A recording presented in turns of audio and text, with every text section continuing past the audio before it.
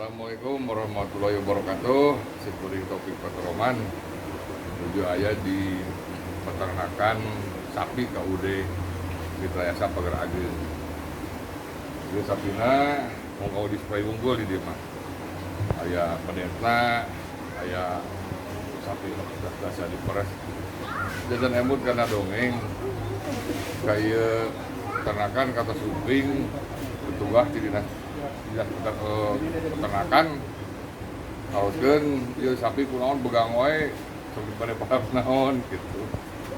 Cenah da imah pasian lawan butut kadang-kadang itu garing tetap petugas di peternakan amak ieu cenah kaulieu teh tos ngakaya sato ngakaya sapi dihukum 100 juta ka sabulan sabadana aya deui di peternakan.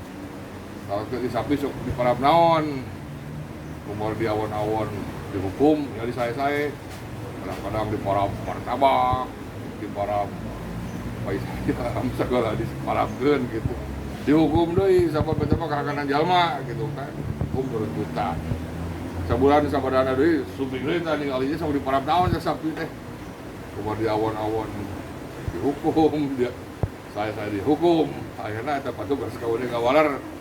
Cenah Pak ayeuna mah bunga-bunga terus hayang barang akan dipasihan we masing-masing malah 1000 duh kan marah naon mah. Tah kitu. Assalamualaikum warahmatullahi wabarakatuh.